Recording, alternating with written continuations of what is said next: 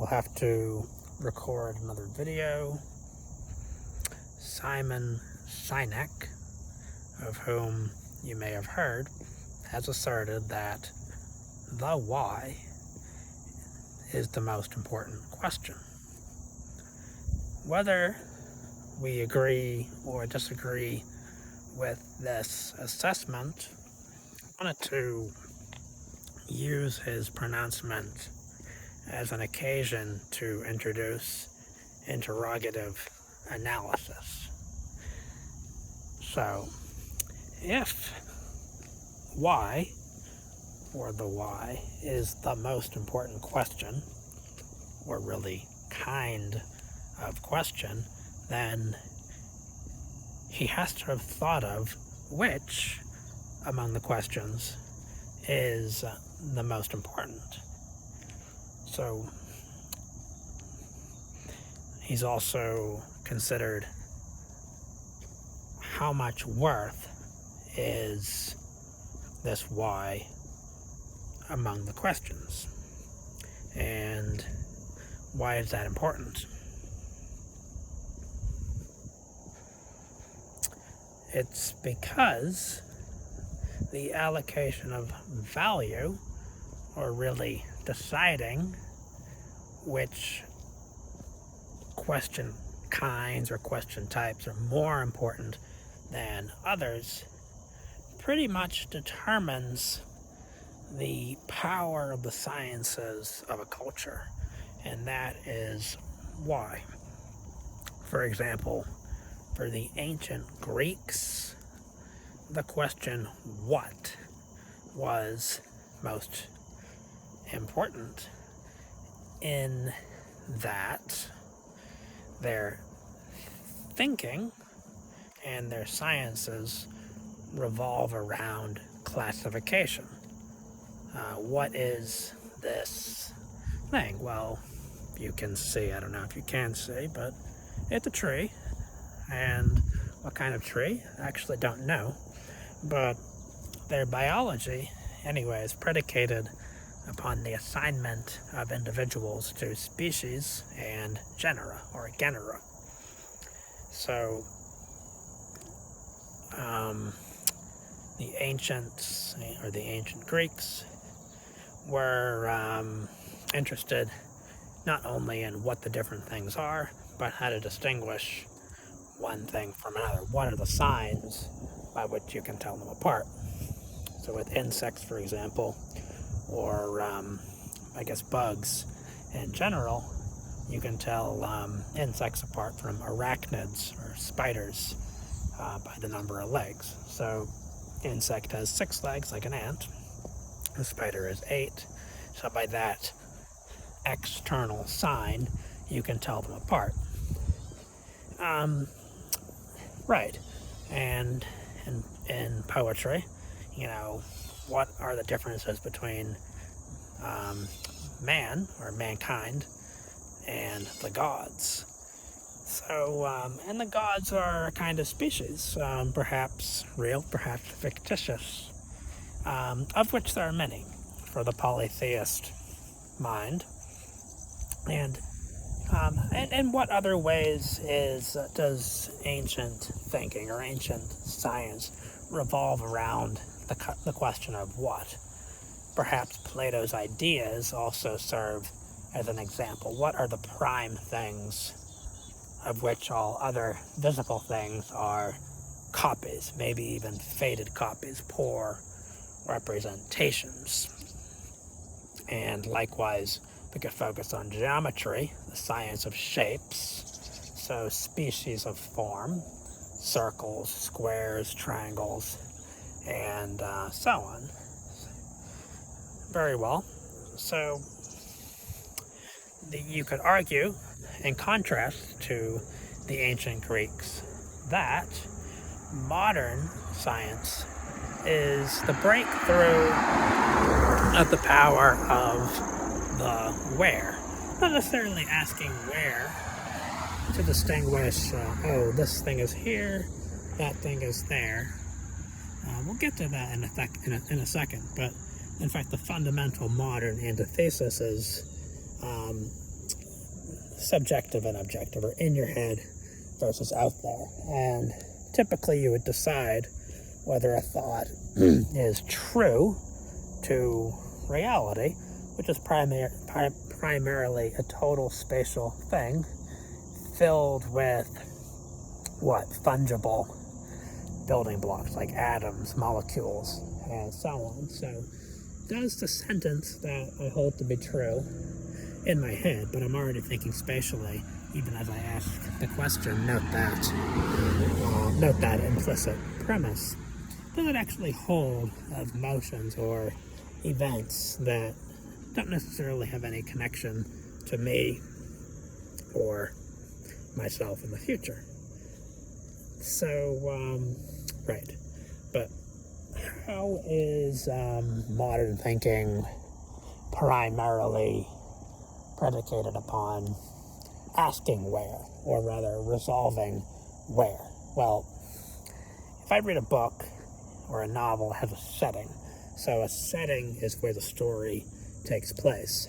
So, in fact, modern science, like physics, for example, is predicated on the idea of an invariant universal setting, commonly called the universe, sometimes also world or space or absolute space, as in Newton's Principia, for instance. But if we could know the properties of this absolute space or of the universe, what are the laws governing all changes, all transformations in this milieu, this one milieu, note that, then I suppose that would be perhaps useful. It would lead to some results. You could predict motion and so on. That's anyway the goal of that kind of where-full science, as opposed to what-full.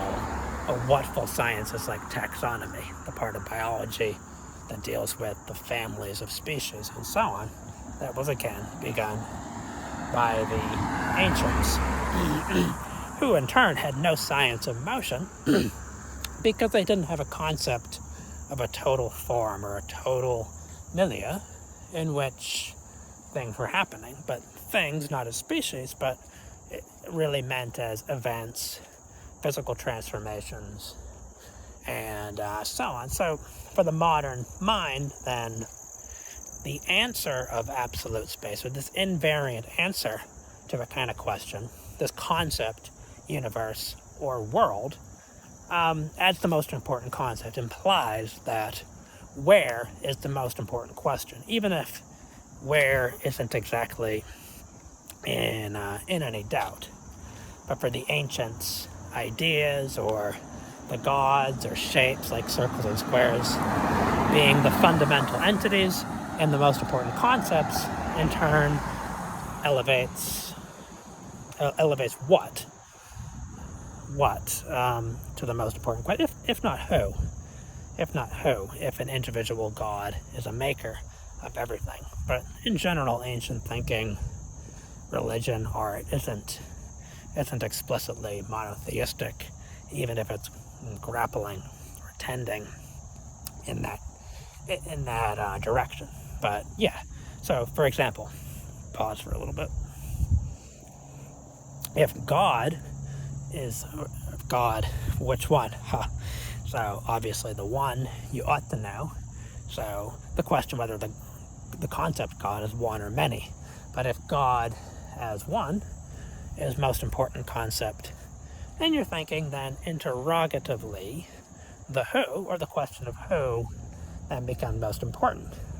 For a physicist obsessed with universe as night sky, the cosmos, changes among the planets, then obviously where or setting becomes most important, with the Earth as this setting of humanity kind of dissolving into significance among a wider cosmos. Fine, yeah, cool, not a problem.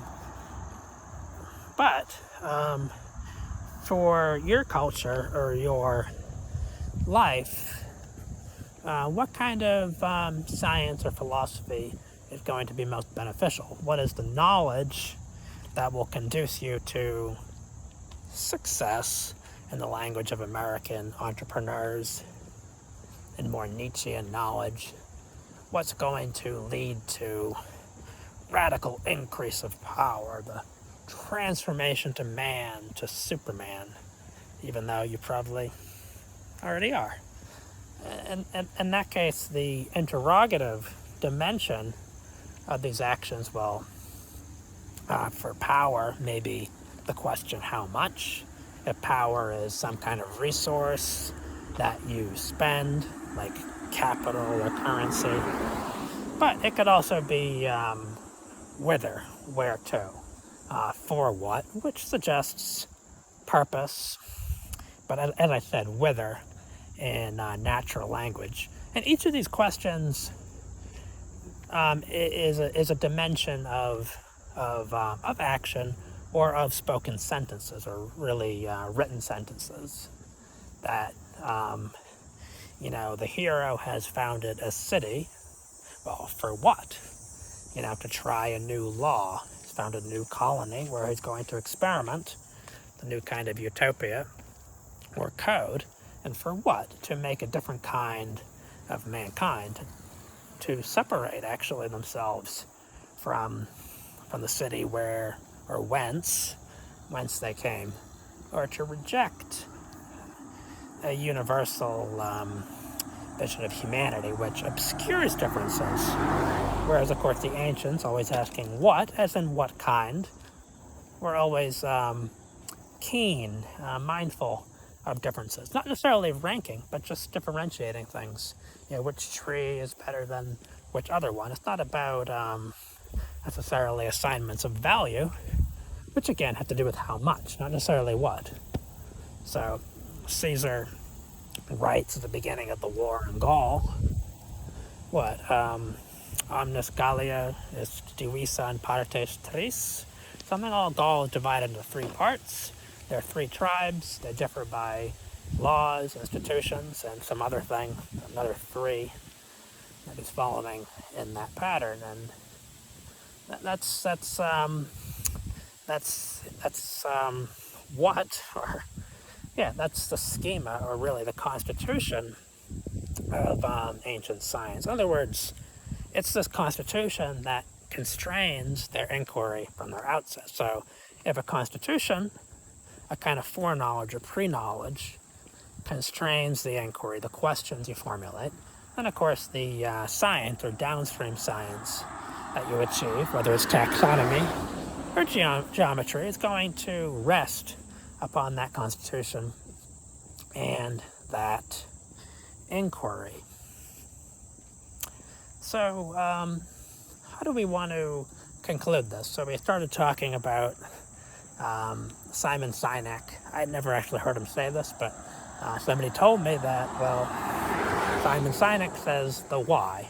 And I suppose the purpose of what you're doing. It's any enterprise, and not just the day-to-day tasks of the business, but the overall vision. And we don't have to affirm or deny that sentence, whether it is true or whether it is good. We're not necessarily asking whether in this case. So, I think we've said enough. So this is a sufficient sample